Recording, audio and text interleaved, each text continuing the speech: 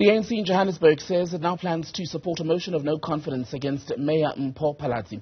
That's after just hours, in fact, after a similar motion passed against the council speaker, Vasco Da Gama, in the early hours of today. The motion was presented last week at programming. Unfortunately, it did not comply with legal requirements. As such, hence the motion was not tabled in yesterday's council, but we believe that the motion will be tabled in the next council to remove Mayor Phalatse. So it will happen. Clearly, in the last 8 months, we have not seen any services delivered, precisely because the DA coalition, instead of focusing on service delivery, they are targeting city officials, labeling them corrupt. In fact, yesterday we spent a lot of time in committee, almost 2 hours, just focusing on suspensions of senior officials. So why do we expect that the DA will be able to do anything different? And hence the call to remove them is correct, and the ANC will support the call to remove Mayor Phalatse. The motion was brought by the African Independent Congress. All what needs to be done between now and the next programming meeting is to ensure that the motion do comply, because they argued that the item on the motion that said the mayor did not disclose that there's currently a criminal case against her. And that's what the motion was saying, but they then argued that the matter is in court, when in fact the matter was not even in court. Let's talk more about the developments in the Joburg City Council. We're joined by the party's leader in Gauteng, Solly Msimanga, with me on set, in fact, this afternoon. Good to have you on Solly, today. But you were listening there to Dada Morero from the ANC saying you're basically failing as the DA in council because the focus seems to be on targeting officials, arbitrary suspensions, at least according to the ANC. Is that true? Well, that is not, and I think Dada is being very economical with the truth, and more than that, is being very opportunistic. There were issues about how they got to employ people on a permanent basis while they knew the ANC that they were going out. And they tried to employ people who are actually supposed to be employed on a fixed-term contract, and then started pushing those to be on permanent contract, which is something that has been pushed through the labor courts, and they've lost, and then now they're trying to relaunch that at the different courts as well. So that is a sideshow. That is a side track, and I think I should caution the ANC not to be too quick to celebrate what happened last night or early hours of this morning. And what happened overnight was a motion of no confidence successfully removing your speaker, Vasco Da Gama. Now, Mayor Mpho Phalatse, your mayor, the ANC has been very clear to say she is next, and you believe both have been great in their positions. Well, I think I can tell you right now that immediately when I walk from here, we are going to be having a meeting.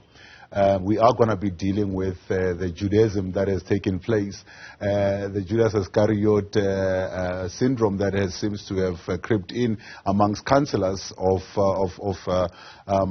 some of our coalition partners, which we will then deal with this afternoon in our coalition talks.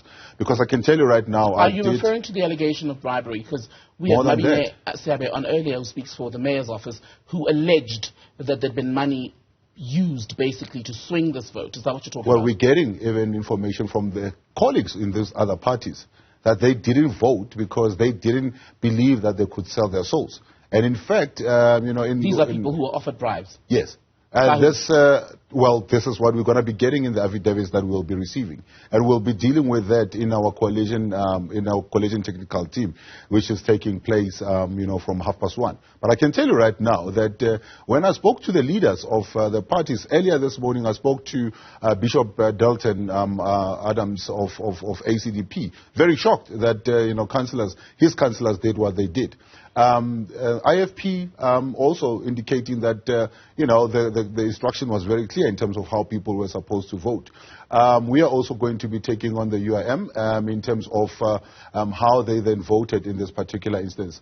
COPE, we have been suspecting, and now our suspicions have been proven, that the person that has voted with the ANC, which is not the first time, has actually been doing this on a consistent basis while ignoring the instruction that has been coming from their national and why leaders. Is that?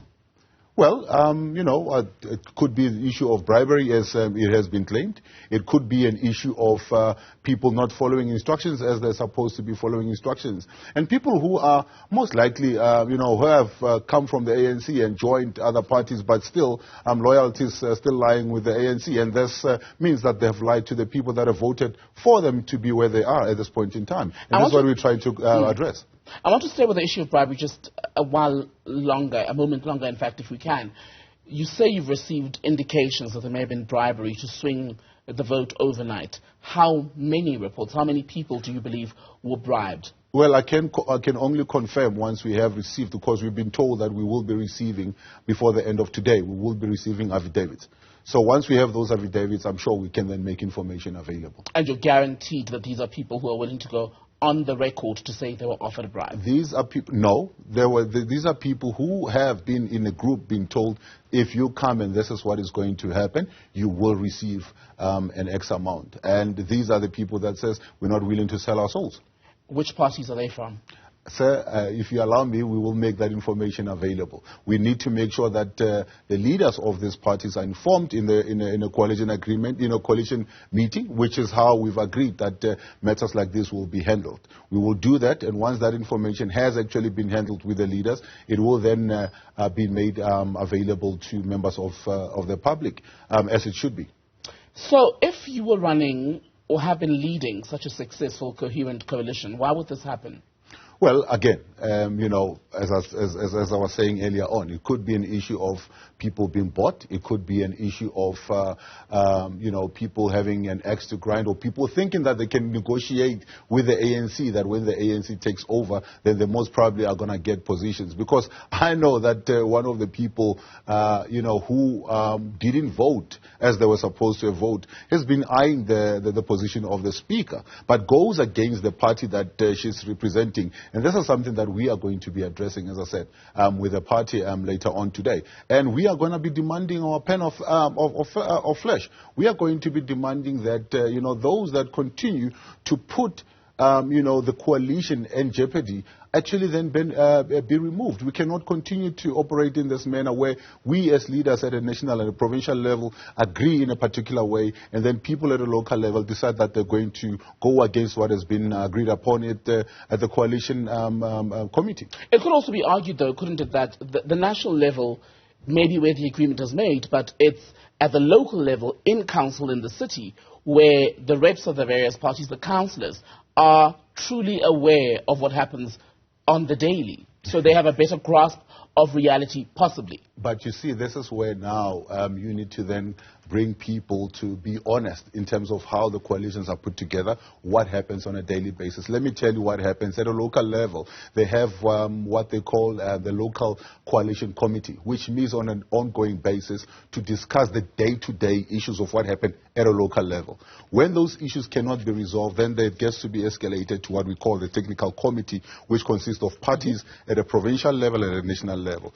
Once that fails, it goes then to the party leaders, who sits under what we call the oversight group, which consists of all the party leaders. So there's no way that people will then say we were unhappy about X, Y, and Z, and we were not listened to, or it was not being addressed. So there are all steps that have been put in place, processes that have been put in place to make sure that we're able to avoid a party that then says we're not being listened to, we're not being heard, and this is why we're behaving in a manner that we are behaving.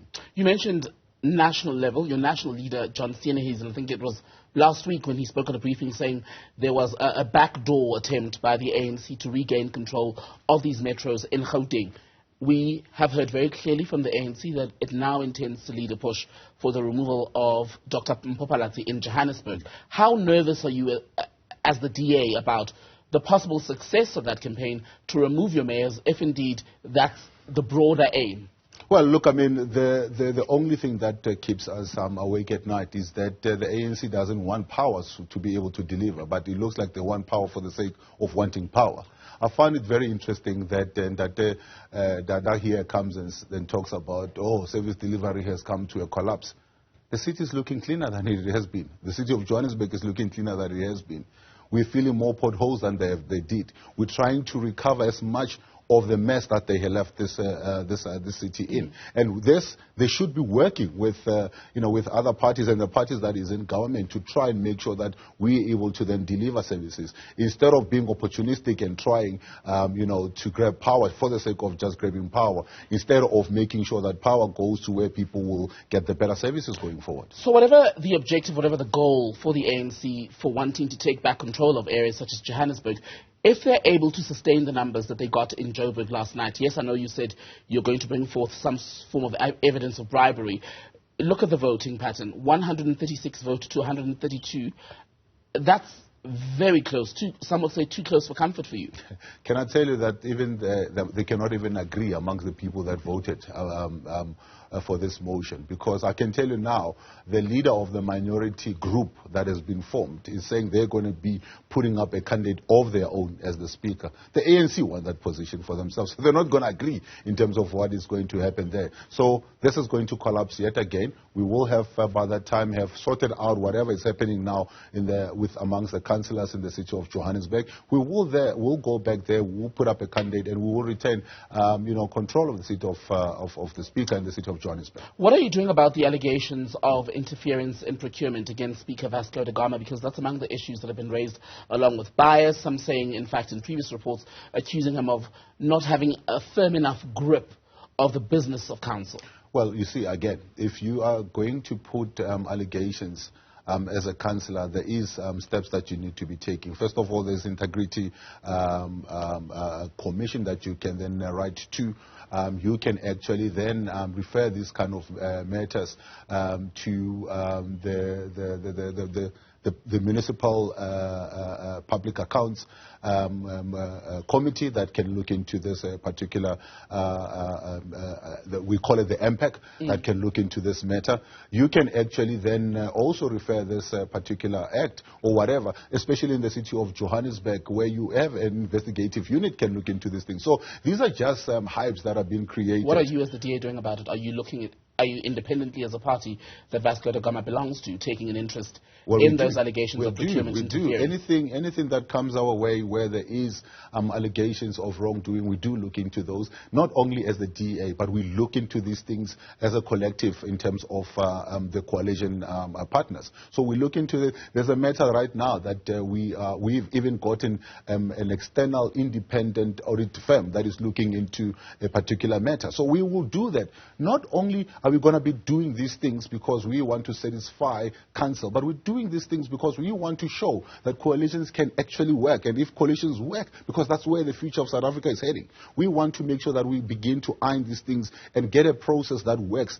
and we'll be able to then be for the better of our people, be the better delivery for our people going forward. That's why we're doing what we're doing.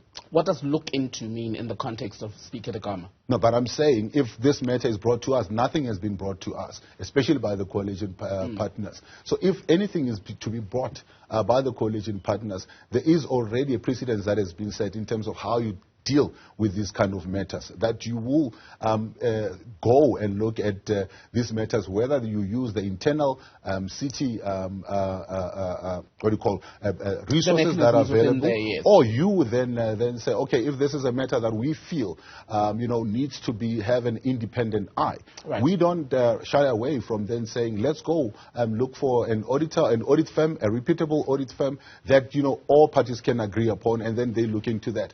That is how you're going to hold each other to account. You don't just go and raise, matters because somebody might have given you a brown envelope or the boot of the council chambers. And this is something that we have been told. And this is why we're saying we will be dealing with these things head on in the days to come. And we'll make those announcements very soon. And we look forward then to seeing those affidavits and hearing those announcements. For now, though, Solly Msimanga from the DA, thank you so much for coming in today. Thank you.